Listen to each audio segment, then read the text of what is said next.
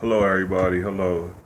I've been wanting to do this for a long time, but I didn't have the heart to do it. But God has spoke to me today, and here it is. This is like a little short story of my life. My name is Rodney Levis Pickett Jr. I was raised up by a single mother. My mom and my father separated when I was 1 years old, and she got with my stepfather, and I grew up poor and in an abusive household. They used to fight. They used to get drunk and fight or whatever.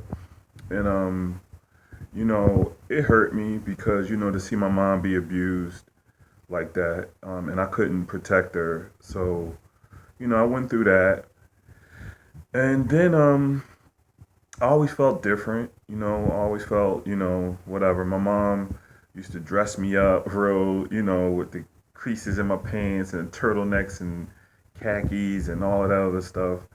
Um, and I couldn't identify with the feelings that I was having. Growing up, I experienced drugs. I got on drugs to cope with what was going on in my household. My first thing was alcohol because I grew up in an alcoholic house. And then it was marijuana, and that went to um, pills. They call it pancakes and syrup in South Philly. If anybody from Philly know about, well, now the kids call it lean, but I've been drinking lean since I was 17, and that's real shit. Then I experimented with cocaine and crack. I never did heroin or whatever, but you know, when I got of a certain age, I start acknowledging or understanding the feelings that I was feeling, and it was towards the same sex. So I start messing with a whole bunch of females to cover up that feeling, and it would work for a minute, but then it still was there. And it made me depressed. I wanted to kill myself, and this is a true story, y'all. I wanted to kill myself. I had to get going to the hospital, and it wasn't good because I was brought up, a man. You get married, you have kids, and whatever. So I brushed those feelings under the rug, and I got married, and I had a kid, a daughter.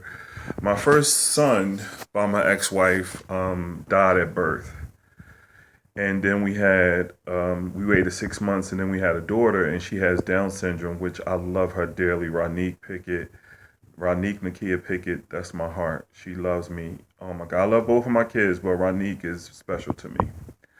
Um, Me and my ex-wife, we broke up because she got on drugs real bad, so I had to try to get her help. But if anybody know about addiction, you got to be ready. You can't. Addict has to be ready. So that relationship didn't work. 7 years, and we split up. Then I met my son's mom, and I really wasn't in love, but she loved the ground I walked on. So I rock with it. And I was using her and put her through so much shit with the drugs and Hank staying out all night and all of that. But she wound up getting pregnant and had a son by me, Isaiah James Henry. I love him dearly. Right now, we don't talk, and it hurts me, but it is what it is. I gave it to God. Um, so up until I think I didn't fully um, accept myself until I was 28 years old, and that's when I experienced the gay lifestyle and going to New York, and I was ashamed of myself. I was embarrassed to be who I was. And up until this video, a part of me still is. I'm only comfortable around gay people. When I'm around straight people, I'm comfortable, but I don't identify with no sexuality. I don't talk about it. I got straight friends and they talk about the bitches and this, and that. I mean, I've been there, but I'm not gonna front and fake like, I'm getting all this pussy when I'm not. right now, I'm not sleeping with nobody. I've been by myself for almost 3.5 years. You know, um, but it's hard. God, I came up here in Scranton, PA in 2013, and it was because I was using crack cocaine and pills and drinking and just it was a mess. I still worked. I had my own place. I always took care of myself. Anybody that know me know I always dressed nice. Always took care of myself. Always worried about. I'm vain. So you're never going to see Rodney look fucked up. That's just ain't gonna happen. But take these glasses. Oh, they steaming up and shit. But yeah. So God brought me to Scranton in 2013, somewhere quiet and corny where He can work on me. And I went through the 6 month program, and then I went through this halfway house, actually the one that I'm working at now. And I did 3 months there. I graduated, got a job, and rented a room up here. And the director of the program, he called me and was like, Rodney, I need to talk to you.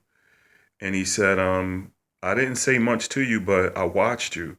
And you are a natural born leader, and God has His hands on you. You don't even know where you're going yet, but you're going places. I want to bring you aboard on the team.